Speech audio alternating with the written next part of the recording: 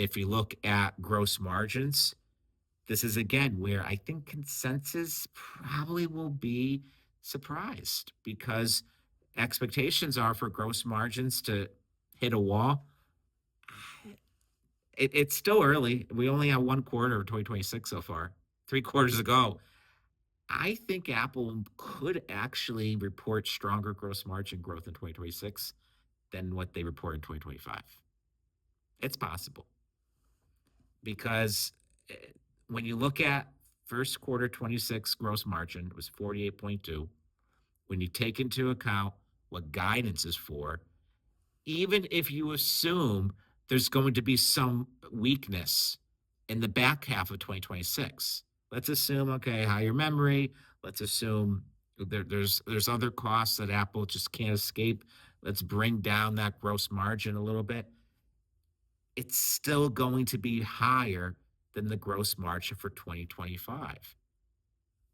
Important context. I think it's going to offset a decent amount of the increase in R&D.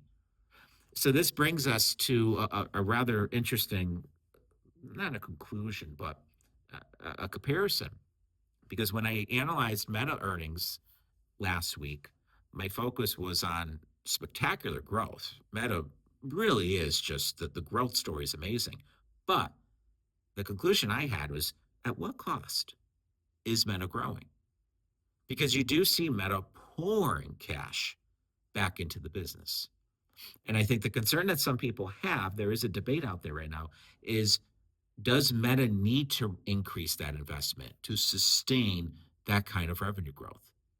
It's a different way of saying, is the business requiring lower, is the business going to sustain lower operating margins?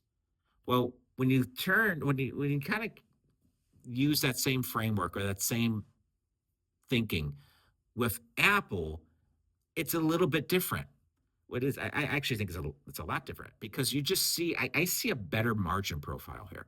I don't see Apple needing to put so much money back into the business that it's more than offsetting the revenue growth. And that's a big concern that I think Wall Street's still trying to get their hands around, not just for Apple, but for big tech in general when it comes to AI. Are you seeing all of this investment? A, is it driving revenue growth? I think that's what they want to see. But what they also want to see is how are margins holding up?